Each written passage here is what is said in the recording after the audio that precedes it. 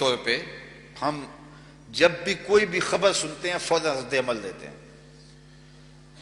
یہ ایک فطری بات ہے. جو ہم بات سنتے ہیں اس کے اثرات مرتب ہوتے ہیں. کسی کو گالی دیں گے ایک دم غصہ آئے گا، کسی کی تعریف کریں گے اس کی طبیعت میں فرحت اور خوشی پھیل جائے گی، کوئی سنسنی خیز بات کریں گے تعجب کی کیفیات پیدا ہوں گی. تو یہ فطرت ہے انسان کی. وہ جو خبر کے نتیجے کے اندر کیفیت ایک باطن پیدا ہوتی ہے اس میں تو اختیار نہیں ہے، لیکن اس کے بعد اس کا جو آپ نے رد عمل دینا ہے تو وہ سوچ سمجھ کے دینا ہوگا. ہمیں یہ سکھایا گیا ہے. تو وہ جو خبر دے رہا ہے آپ دیکھیں کہ اگر وہ فاسق ہے تو پھر انداز اور ہوگا اور اس کی تحقیق کرنے کی تلقین دی گئی ہے. لیکن اگر وہ با اعتماد شخص ہے اور آپ اس پر اعتماد رکھتے ہیں اور اس کی سچائی کا تجربہ کر چکے ہیں تو پھر اس کی خبر جو ہے وہ اور معنی میں ہوگی. تو ہمیں یہ رویہ سکھایا گیا کیونکہ یہ انسانی کمزوری ہے کہ وہ ایک دم رد عمل دے دیتا ہے اور سوچتا نہیں ہے. لیکن جو اصول و ضوابط کی بندھن میں بندھے ہوئے لوگ ہوتے ہیں وہ اپنے جذبات سے زیادہ اپنے اصولوں پر کاربند ہوتے ہیں. تو ارشاد فرمایا اگر فاسق خبر لے آئے تو فوری تم جو ہے وہ رد عمل نہ دو بلکہ اس کی تحقیق کر لو. وہ ہمارے استاد لطیفہ سنایا کرتے تھے کہ وہ کسی نے ایک دم آ کے خبر دی کہ تیری بیوی بیوہ ہو گئی ہے تو اس نے رونا شروع کر دیا. تو کسی نے کہا صاحب تو بیٹھا ہوا ہے وہ بیوی کیسے بیوہ ہو گئی؟ تو کہنے لگا بندہ بڑا پکا ہے جس نے خبر دی ہے. تو یہ رد عمل فوری کہ کوئی جو بھی آگے کہے سوچے سمجھے بغیر جو ہے وہ اس کی تصدیق کر دی جائے، تصویب کر دی جائے، اس کو آگے بڑھا دیا جائے.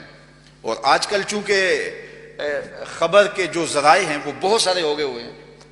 یہ ہمارا الیکٹرانک میڈیا ہے، ہمارا پرنٹ میڈیا ہے، آج کل سوشل میڈیا بھی آ گیا.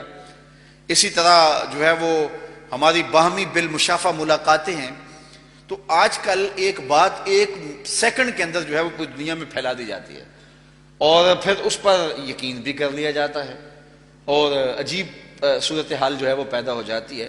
اور پھر چونکہ عمومی طور پہ اسلام کو نقصان پہنچانے والے جو لوگ ہیں وہ کچھ خبروں کو گھڑتے ہیں اور پھر ان کو پھیلاتے ہیں اور اس سے ان کے کچھ مقاصد ہوتے ہیں جو وہ حاصل کرتے ہیں.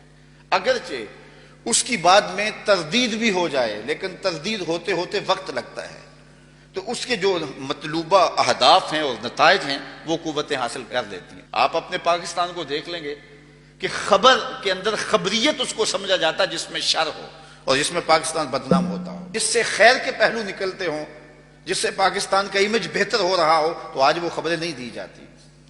تو یہ ایک سوچ بنا دی گئی ہے کہ خبر وہ دو جس میں جو ہے وہ سنسنی خیز مواد موجود ہو. ہر شخص جو ہے وہ اس دوڑ میں لگ گیا اور اس سے جو نقصان ہو رہا ہے تو ہماری اچھی قدروں کو کچل دیا جاتا ہے. چونکہ خبر میں جو سنسی خیز مواد چاہیے ہوتا ہے تو وہ جرائم کی خبریں ہوتی ہیں ان میں زیادہ ہوتا ہے تو عمومی طور پہ جو ہے وہ خبریں مشتہر ہوتی ہیں اور خیر کی خبریں مشتہر نہیں ہوتی. تو جو اسلامی میڈیا کا اصول مرتب کیا گیا دیا گیا وہ ہے خبر کی تصدیق. جو کوئی کہے اس کی بات مان نہ لی جائے بلکہ ارشاد فرمایا کہ اس کی تحقیق کر لی جائے. پھر ہر خبر اس قابل نہیں ہوتی کہ اس کو آگے منتقل کر دیا جائے. کچھ خبریں ہیں کہ اگر تمہیں یقین بھی ہو تو حکم دیا گیا ہے کہ تم جو ہے وہ اس کو آگے منتقل نہ کرو کیونکہ اس سے معاشرے میں بگاڑ پیدا ہوگا. کچھ چیزیں ہیں ان کو مخفی رکھنے کا حکم دیا گیا ہے اور کچھ چیزیں ہیں ان کو صرف عدالت تک لانے کا حکم دیا گیا ہے اور کچھ چیزیں ہیں جن کو عوام میں نشر کرنے کا حکم دیا گیا ہے.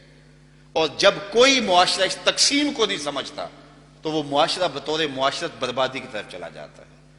آج ہمارا معاشرہ عجیب تذبذب کا اور عجیب تفریق کا اور عجیب انتشار کا شکار ان وجوہات کی بنیاد پر. تو قرآن نے یہ اصول اصلاح معاشرہ کا دیا کہ اے ایمان والو جب تمہارے پاس کوئی فاسق خبر لے کر آئے فتبینوا تو اس کو خوب جانچ پرکھ لو